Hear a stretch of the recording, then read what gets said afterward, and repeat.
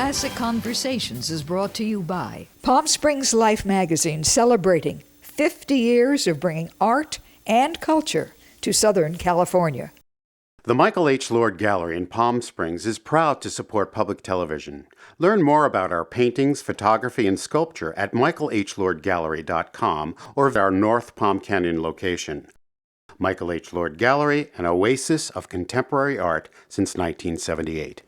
The Camelot Theaters, bringing you retrospective, documentary, and art films, foreign and award-winning motion pictures. And the following: Dr. Betty Baxter, certified life coach and consultant; Cash Baxter, the Betty M. Barker Trust; Serp and John Conti Foundation, and the Stephen Philibosian Foundation, supporting the arts, and the Virginia Waring International Piano Competition; Dorothy and Harold Meyerman, supporting the arts and the Palm Springs Art Museum; Myron Clavin, Peggy and Donald Cravens; Rick and Rosine Supple, supporting the arts and the Palm Springs Cultural Center. Hello, everybody. You know, Bob Hope mastered the art of performance. But how do you handle the art of putting together an exhibit on a man who was bigger than life? Well, it has been done, and we are going to talk to Linda Hope, the daughter of Bob Hope, and also Jack Peter, who is the Chief Operating Officer of the World Golf Hall of Fame. Linda, here we are at another exhibit that honors your father and his life. He was the epitome of the art of performance. But the art of putting something together like this just boggles my mind. How long did it take you? How many things did you go through?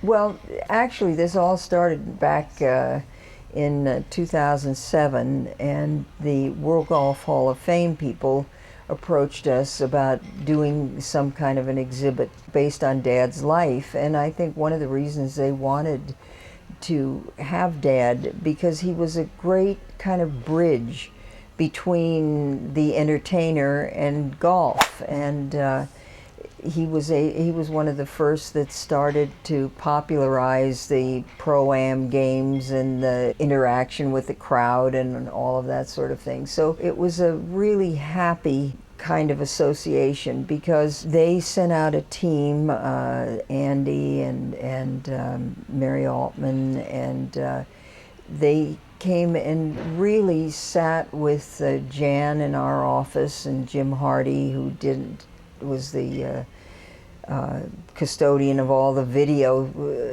stuff, and literally spent hours and hours and hours, days and weeks going through trying to pick out things to tell the story. And they would come back to us with some drawings and with an approach they were thinking about, and we talked about it and changed a little here and there, and you know, because one of the things that I said to them to begin with is that this had to be fun, because that was what Dad was all about, and Mother too. And I think the World Golf Hall of Fame did just a super job with the exhibit that they had there for several years. It was going to be 1 year, and I think it ended up to be about 2.5 years. But out of that came the idea of, hey, let's take Bob Hope on the road again. And so we worked together, and they customized it so that they could put things in boxes and travel it and all of that, and scale down their original exhibit. And it's just been a really wonderful association, and they've done just a wonderful job. And Jack Peter, who was their head guy, really, you know, put the package together in terms of the financing and the, you know, how it was going to work and all of that. It's so incredible, because they're just different exhibits within the exhibit. Yes. We have the family life. We have coming to America. and then you have all the photographs, and you have all of the letters and all kinds of things. You have the political side of your dad, how he was so friendly with every president, and the video. You talk about videos. I mean, and of course you produced your dad's later shows. I did for about 20 some odd years. I didn't realize you did it that long. Wow. Yeah. So you know I about was a child when I started. Of course, you got 4.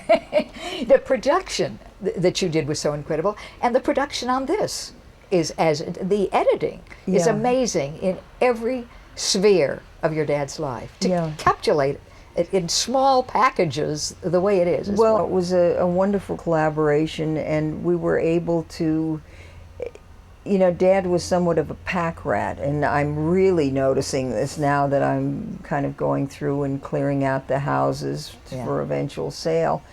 And he just kept so many things, and when he started out in his career, he was very blessed to have a wonderful secretary whose name was Marjorie Hughes, and she was just a terrific woman that was absolutely devoted to Dad. And she kept all of these letters that the GIs in World War II wrote to Dad, everything from asking him if he had a good recipe for a Christmas cake, and if they came back to Hollywood, could he get them a date with Betty Grable, and all of this kind of fun stuff, and some very touching things. One that really touched me was a fellow that wrote and said, "Thank you, Bob Hope." He said it meant so much to us because our little platoon or small group of men had marched for hours and hours to get to him in some remote place in one of the islands in the Pacific. And when they got there, the show was finished. And Dad saw them there starting to march out, and he said, "Hey fellas, where are you going?" And they said, "We've got to get back to our base." And Dad said, "Okay." He said, "I'm going to follow you." And he followed them, and it took them an hour or whatever it was to get back there. And he and Francis Langford did a show for them. That's wonderful. And just for that little unit. And so things like that are make me so proud of my dad and what he did, and to be a little part of it and produce something like this and produce his shows, his specials. It was a great honor for me because it allowed me to really get to know him in a way that I didn't when I was a kid and growing up, and sometimes it was really a pain in the neck to have people come up, "Hey, Bob Hope, can I have your autograph?" Yeah. We're here having dinner. I mean, why leave him alone? The kind of thing. And also, I suppose he was away so much. And he was away. He traveled a lot, but as the old kind of cliche, it's not how much time, but the quality of the time. And he certainly was a guy of quality time. And I think you certainly interviewed him enough times to know when he was with you, there was nobody else in the room. He just had that one-on-one thing, and he talked to you, and it was. That's the kind of guy he was. I mean, nobody could ever say that Bob Hope was a snob, or there were a lot of bodyguards between Bob and the thing. He would go out at night with his golf club and take walks and all kinds of places. And, I think my mother used to, when she traveled with him, would say, "Bob, this is not the greatest downtown Detroit or downtown Cleveland or whatever. Maybe somebody should go with you." And he said, "Hell no." He said, "I got my golf club, and people are good." Is there any part of this that is especially meaningful to you? Well, I enjoy certainly the family stuff and some of the old footage of us trying to golf, and Dad, telling us about how to do our golf shot and line it up and hold the golf club and all of that. But I think, probably some of the military stuff is very touching, and probably the whole thing is most meaningful to me in that it really shows Dad and his life with my mother and the things that they shared and the scope of his life. I mean, it's people used to ask him, Bob, you know, if you had to do your life over again, what would you do? And he said, I wouldn't have time. And I think that really, that this exhibit sort of epitomizes that and shows you all the variety of things that he was interested in. And the other thing that I'm so impressed about the way they put this up, the World Golf Hall of Fame, is that you get a sense of a man and a woman giving back to their communities, to the people that they grew to love and to serve, the military, and to their country, and just locally, you know, here in the desert. Mother was so happy to be part of this Eisenhower Medical Center and to see it grow and to be such a thriving, important medical facility. Gave her great pleasure, and I know even in her last years, they would come and report to her and talk to her and tell her about things that were going on and what did she think about this, that, and the other thing. And she loved her involvement with all of that. And I remember when Dad was taken to the Eisenhower, he had, I don't remember exactly what it was, but something, and he was there staying for a few days. And she was in decorating the room. She thought the room had run down a little bit, and she was then on to the board, and we've got to fix these things up. So she cared tremendously about her community and about those people that would be served by the Eisenhower, and she wanted them to have a lovely experience, and she felt that it was important that the ambiance, that the decor and everything be right, because it did help in the healing process. And I'm going to say, in case there are viewers who are new to the Valley or younger and don't know, that your folks gave the land where Eisenhower Medical Center is, and also that your mother was chairman of the board for many years. And of course it was, and also since this exhibit is being sent around the world by the World Golf Hall of Fame, they both loved golf so much. Oh, it was their shared passion, and I remember as a kid growing up, it was endless at the dinner table. With Dad would come in and he'd say, "Hey, you know, I just saw Jimmy Demerit, or I saw Ben Hogan, or whoever it would be, and he told me that if I grip the club this way and I turn my left hand over, my right hand over, whatever the advice was." And it was just like that, and he would stand up and do demonstrations, and then he'd say, "Dolores, try this," and so it was, so we were, oh, please, Dad, get it right.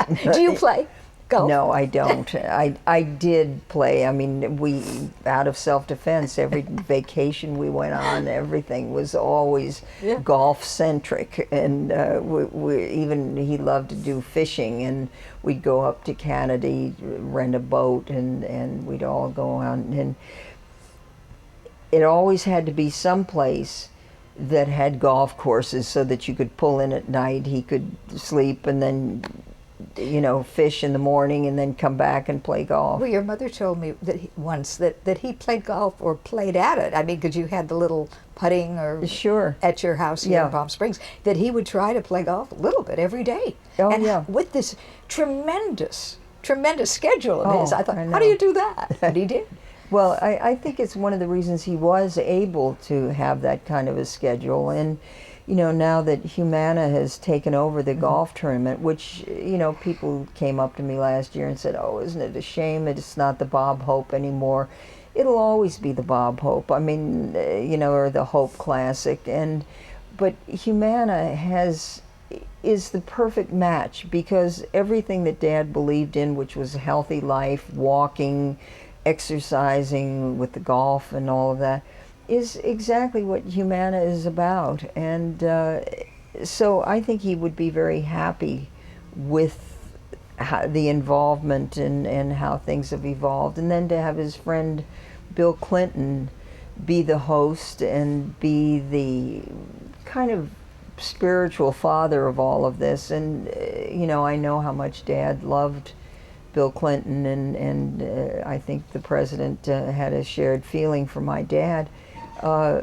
It's a really good match, and I don't think anybody will let the Bob Hope memory die. Well, you know, another thing that's so wonderful about this exhibit, and the fact that it will travel for at least another 5 years, and then I suppose be headquartered back at the World Golf Hall of Fame, Yeah. but it keeps a memory alive for young people Yes. who never had the privilege of seeing your father perform. Well, And they that's- can watch it all yeah, here. and that's what I love about this exhibit, because it does exactly what Dad wanted for his shows or for anything that he did. He said, let's make it fun. People have got to have fun. And I think you get a sense of his humor and his enjoyment of life and his commitment to the things that he believed in. And I think the thing that we can all take away is that here is a couple that really, their life was about giving back, and in each in their own ways they did what they could, and I think it's a lesson for us all to do that. And how lucky to have parents like that. I am blessed. We've looked at so much here, but this exhibit was in England, and I know you went over for it. I did. Actually, it was there. We had the idea to take Bob Hope home again. And I don't know whether everybody knows, but Dad was born in England, and as he says, and you can see in the thing back there, I left England when I found out I couldn't be king. I love that. But- There's so many great quotes here. Yeah, but we thought that during the Olympics, since some of the Olympic Games were being held in Greenwich, which is just right next door to Eltham, which was where Dad was born, and there's a theater there, the Eltham Little Theater, that Dad supported and bears his name. And so we thought, gee, this would be terrific. And the World Golf Hall of Fame people went over and found the armory there, which seemed to be an appropriate spot, and it was there for several months and very successful. And we, found things that were more British Right.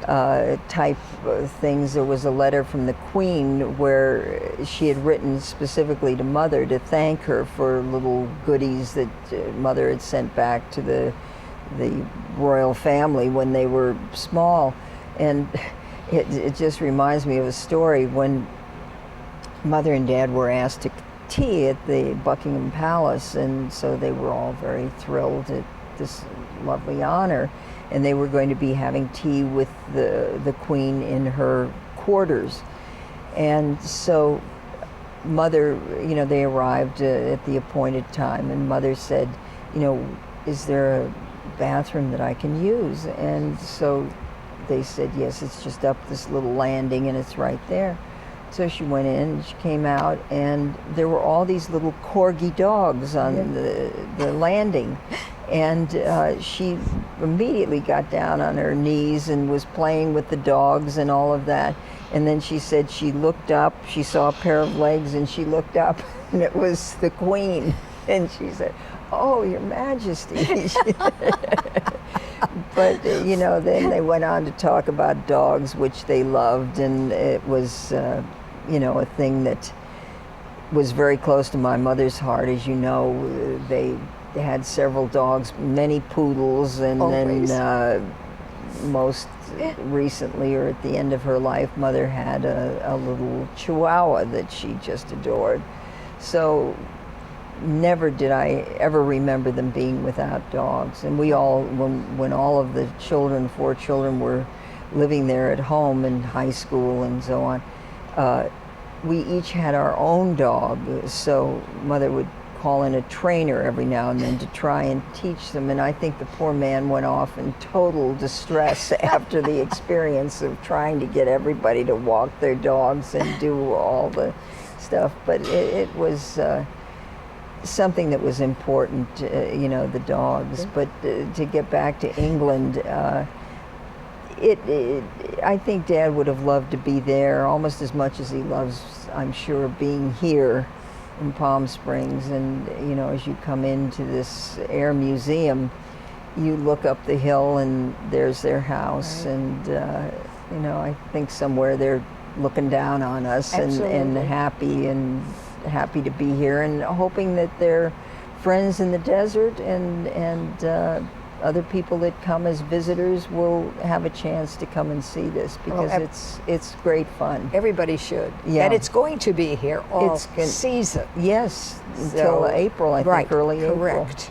April. I think the golf cart will go to Humana during the Humana, Yes. and then come back. Yes. And maybe go to Mission Hills during the LPGA. Perhaps. But, you know, I mean, the LPGA is another, my mother loved that. Wasn't she an honorary member? She was, and she made a very generous gift to them, and to help the older original founding members of the LPGA that were, you know, her friend Louise Suggs and a lot Marilyn Smith and a lot of Carol Mann and those women that went out in a station wagon and went around the country and just to play golf. I've often thought it's a great film and would be lots of fun. It would. You are a producer. Well, you never know. Yeah, and you know the stories. I remember that it was the 75th anniversary of the LPGA, or was the 50th at your house here in Palm Springs? I think it may have been in the 50th. Yeah. But yeah, Mother had all the women golfers there, and it was great fun. All right, now, how did the World Golf Hall of Fame and the Bob Hope exhibit come together? I know it's been at the World Golf Hall of Fame. Well, we first met Linda Hope in 2007. She and a couple of people that she works with at the Legacy made the trip to Florida to visit with us because they had heard about the Hall of Fame and what we were doing, and we got into this conversation about how to really tell the story of Bob Hope and kind of put it on the road, and one thing led to another, and we were in her warehouse in California, and it became this giant project, and it's been a great exhibit. And of course his love of golf, and this you all knew. Right. So had he been to the World Golf Hall of Fame? He had not. Bob? The Hall of Fame actually has its roots in Pinehurst in the early 70s, and Bob was inducted in the early 80s into that iteration of the Hall of Fame. This current version of the Hall of Fame grandfathered all of those people into our institution, and Bob was one of those. So he is a member of the Hall of Fame in good standing, and golf is frankly the glue with this entire exhibit because he just loved the game so much. He did. Now, what about where it's been and where it's going? Well, this is its fourth stop, the Air Museum. It started at the Green Bay Packers Museum of all places in Green Bay, Wisconsin, which is a fun story that we probably don't have time to get into, but thousands and thousands of people saw it in Wisconsin. From there it went to the Gerald R. Ford Museum, Presidential Library Museum in Grand Rapids, Michigan. Phenomenal facility, and a lot of people in Michigan got a chance to see it. From there it went to London. We had a chance to site it just outside of the city in a museum called the Greenwich Heritage Center, which is where Bob was born. And then it's here now at the Air Museum, and from here it'll go to the Midland Library in Midland, Texas in April, and then it'll go to the National World War II Museum in New Orleans, Louisiana next summer. So it's part of a 5-year plan, and you know, we're a couple of years into it, so who knows where it'll wind up. Then after the 5 years, will the majority of this go back to your World Golf Hall of Fame museum? Well, we're talking with Linda about the plan for what happens after the run of the show. I mean, if there's enough appetite and enough demand out there for various museums, cultural institutions, we'll keep it going. That's just great. And what are the things that you are the proudest of? Well, there's a couple of things in the exhibit that I love. One is his PJ money clip. It's very golf-centric, but you know, money clips are a big thing in the game of golf, and it was very near and dear to him. He carried it his whole life, and it was, in fact, after he passed away, Dolores kept it in a special box in her bedroom. I mean, it was a very precious item for them, so it was really meant a lot to us to get that and put that on display in the story of it. And then the honorary Oscar, you know, I'm an old film buff. And that is so it's cool. It's he really never cool. won, although he had announced so many of the Oscar shows. Right. You know, his joke was that something about Passover. It always passed him by. Right. But no, for him to have that award and be recognized by the Academy was really a big deal, big deal. Yeah. So it's great to have that on display because people don't see those. I want to thank you so much, Jack, and it's a great exhibit. Gloria, it's nice to meet you as Thank well. you. Thank you so much. Thank you. From the Bob Hope Golf Cart at the World Golf Hall of Fame Bob Hope exhibit at the Palm Springs Air Museum, I'm Gloria Greer. Thank you for being with us.